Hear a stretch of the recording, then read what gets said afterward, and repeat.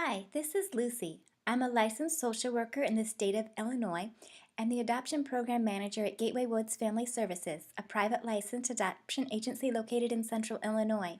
Thanks for wanting to learn more about adoption.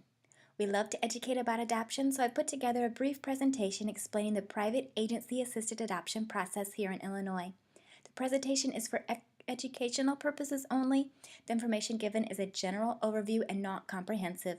Please contact our agency with any questions or comments. Our contact information is on the last slide. There are 4 types of adoption that I will cover. Foster to adopt is the first type I will mention but not expound on, as our agency does not assist with adoption of children who have been abused or neglected and removed from the home by the state government and placed in foster care. There is a great need for foster parents for these children, so contact your local Department of Children and Family Services if you are interested in learning more about foster to adopt. I will talk more about private domestic adoption, which is where parents voluntarily place their children for adoption for a variety of reasons, such as they are not ready to parent or overwhelmed parenting the children they already have. They want the child to have a better life than they can provide, or they want the child to have a 2-parent stable home. Each situation is very different. Most private adoptions today are open or semi-open, where the expectant parents, or parents that have already given birth, often called birth parents, choose the adoptive family and have some measure of contact after the birth and adoption. I will talk more about open adoption in a later slide. An uncertainty with private domestic adoption is that the expectant parents or birth parents have the right to change their mind at any time before signing surrenders of the child. However, once surrenders are signed by the birth parents, they are irrevocable. Usually with our agency, children are placed as infants going home from the hospital with the adoptive parents. On rare occasions, we do place older children. The waiting time to receive a placement through private adoption varies. A family willing to adopt a child of any race and with some special needs will likely be matched sooner than a family with narrow parameters. A prospective adoptive family can also find a placement through their own personal contact or through another agency or attorney. The more waiting lists a family is on, the sooner they will likely be chosen and placed with a child. With private adoption, there are fees for adoption agency and attorney services for the adoptive parents because it is not a government funded. There are no fees for parents wanting to place their children for adoption. Fees can vary by agency and attorney. International adoption is another option. It is ideal for children to be raised in their own family and culture. However, parents in some countries, like ours, do not have the resources to parent, and being raised by a family of a different culture is better than being raised in an institution. Children adopted internationally are mostly toddlers and older children. Working with other countries, especially developing countries, can be unpredictable. There are United States and international laws to ensure adoptions are done ethically. However, it is not a quick process to ensure a child truly has no one in his or her own country and culture of origin that can parent him or her, and the child is determined to be available for adoption. Although the process for determining if a child is available for adoption can be lengthy, an advantage of international adoption is that the adoptive parents typically know a child is legally free for adoption before they are matched with that child. You can learn more about country-specific information at the State Department website. The link is listed here on the slide. For international adoption, our agency completes the home study portion of the adoption and then collaborates with an international placement agency that is a program specific to the country from which a family wants to adopt. The children available for adoption, requirements for adoptive parents, and fees for international adoption vary by country. Feel free to contact our agency if you need information specific to your family and situation. We are glad to help. Embryo adoption is less commonly known type of adoption.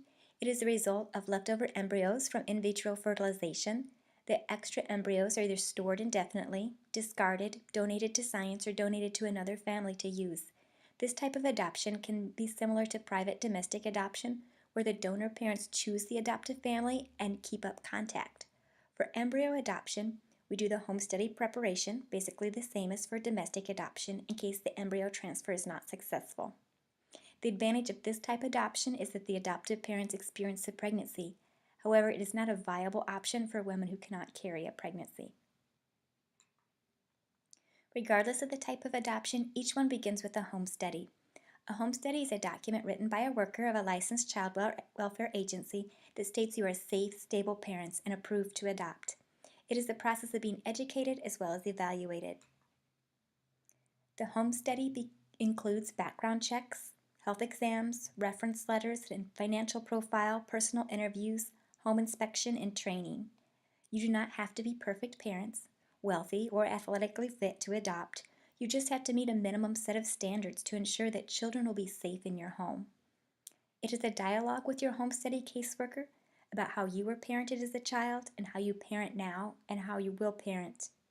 Training is a big part of the home study process. You learn about parenting children who have experienced trauma, grief, and loss. There is not adoption without loss.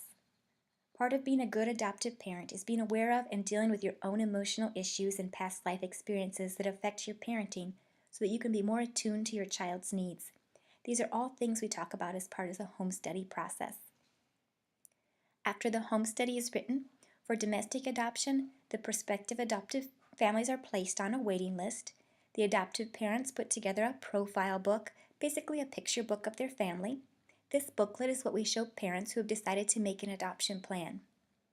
Also, if a family wants, we place their profile pictures online for viewing by potential birth parents. Now to talk about the domestic adoption placement process for our agency. Each agency is a little different. The placement process begins when the expectant or birth parents contact us. We meet with them and explain the adoption process and let them decide if adoption is right for their situation. If they want to move forward with an adoption plan, we gather a social medical history from the expectant or birth parents and then show them profile books of a few families, starting with families that have waited the longest, but also accommodating any special or specific requests that the expectant parents have. If expectant parents are interested in a family potentially adopting their child after looking through the profile books, we contact that family, give them non-identifying information about the expectant or birth parents, including any health or social history information we are able to obtain. If and when the prospective adoptive parents are willing to move forward, we set up a meeting between both parties to get to know each other and decide if this adoption match is right for both of them. If both parties agree to the adoption, it is called a match, and the exchange as much contact information as each party is comfortable with. We encourage the prospective adoptive parents and the expectant and birth parents to continue contacting each other and to begin a relationship that will hopefully last throughout the lifetime of the adopted child. When the child is born, the birth parents decide who is at the hospital and make any care decisions about the child until surrenders or a custody agreement is signed. As was mentioned earlier, the birth parents can change their mind about the adoption plan at any point before the surrenders are signed. After the child is born, it is almost as if the birth parents have to make the adoption decision all over again. It is a very emotional time with much grieving. We offer emotional support to the birth parents and adoptive parents, regardless of the adoption decision made. When surrenders of the child can be signed varies state by state. In Illinois, the birth mother has to wait 72 hours before she can sign. Our agency completes the paperwork with the birth parents for signing the surrenders for purposes of adoption. The adoptive parents then have physical custody of the child. Our agency continues to supervise the adoption until it is finalized in court, usually around 6 months after the child was born. The services of an attorney of the adoptive parent's choice is enlisted to finalize the adoption in court. Our agency submits the needed investigation, recommendation, and post-placement reports to the attorney.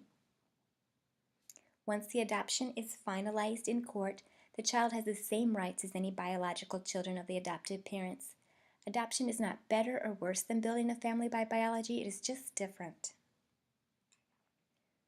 What is open adoption? Openness has shown to be healthier for all involved in the adoption process. A child naturally wants to know his or her history, and birth parents want to know their child is safe and loved. Openness is more than exchanging pictures and letters, it's an attitude. Adoption is nothing to be ashamed of. Even if a little information is known about the birth parents, ongoing dialogue about that child's history and acknowledging that they have different genetic history promotes a healthy identity. Openness is a continuum. Relationships and contact change over time. Openness is not shared parenting. The adopted parents are the legal parents. However, it is acknowledging that the child came with a history and has genuine connections to people outside of the adoptive family. Openness does not have to be looked at as a threat to adoptive parenthood, but rather as enriching a child's life. Each circumstance is different, and adoptive parents can learn to set the right boundaries that their child needs while respecting the birth family. Each type of adoption has its advantages and disadvantages. Each adoptive family is different and uniquely created to care for children with varying levels of needs.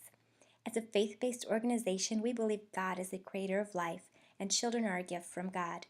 He puts families together and calls and equips us to care for these children. Please contact us if you're interested in learning more about adoption as a way to serve the orphaned and vulnerable.